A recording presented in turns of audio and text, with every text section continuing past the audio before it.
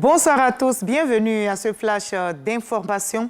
Nous commençons tout de suite par Kigali au Rwanda où se tient le CEO Forum, un panel de haut niveau auquel participe le Premier ministre Robert Begré-Mambé et trois homologues africains. Ils échangent sur leur politique économique. Notez que le thème est créer un environnement des affaires de classe mondiale. Notre envoyé spécial est Franck Kouadio et nos envoyés spéciaux Franck Kouadio et Adam Akeri.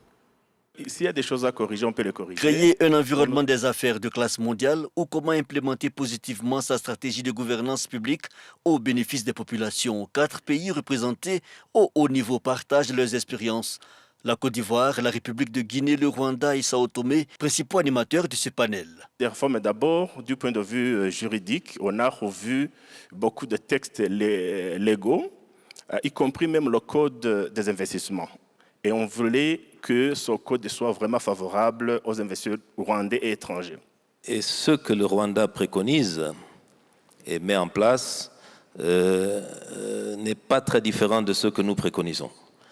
Il faut avoir de la constance dans les réformes, le courage politique, et il faut s'inscrire dans la durée. Pour sa part, Robert Begré-Mambé précise l'intérêt croissant de son gouvernement pour le renforcement du partenariat public-privé. Cadre de ce que nous appelons le plan national de développement 2021-2025, nous avons réussi à faire mobiliser près de 54% des investissements que nous attendions du secteur privé. Pour ce qui concerne la perspective de 2030, le rôle du secteur privé sera renforcé. Nous comptons mettre sur le marché au moins 8 millions d'emplois et donner la capacité au secteur privé d'instaurer son dynamisme et de conduire à l'émergence de la Côte d'Ivoire.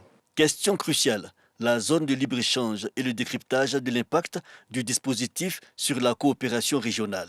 Les intervenants notent leur satisfaction. Le Premier ministre ivoirien suggère cependant quelques paradigmes novateurs. La première condition, c'est la compétitivité de nos industries et de notre économie, pour que nos produits qui seront exposés, qui seront mis sur le marché, soient des produits attractifs. La deuxième condition, c'est la communication entre les différents pays. Donc, il nous faut développer les infrastructures routières et les infrastructures de communication aérienne.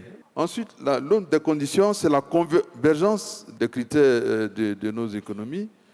Si nous avons une trop grande disparité dans nos économies, la zone de libre-échange ne va pas permettre aux Africains de tirer le bénéfice auquel nous expose cette possibilité qui nous est largement offerte par la nature.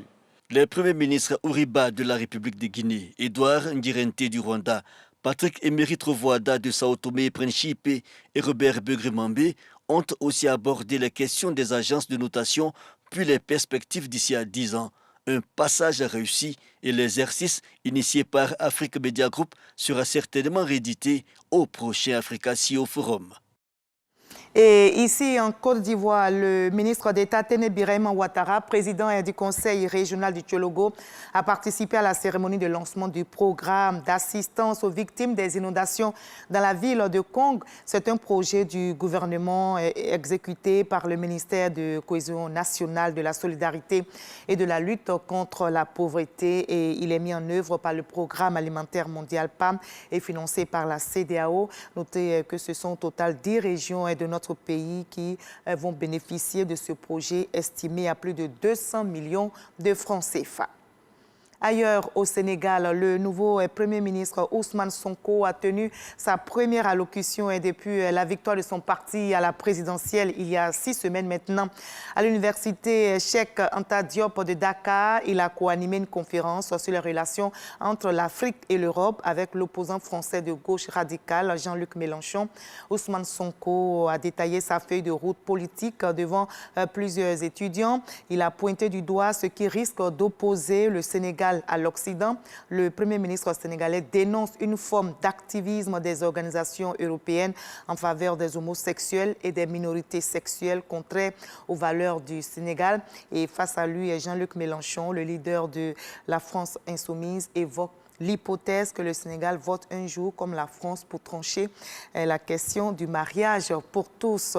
Et nous allons terminer par cette dernière actualité. Après sa victoire à la présidentielle, plusieurs pays africains et occidentaux félicitent le président Idriss Déby Itno. Notez que le président français Emmanuel Macron l'a félicité et il appelle à un dialogue avec tous les acteurs politiques du Tchad.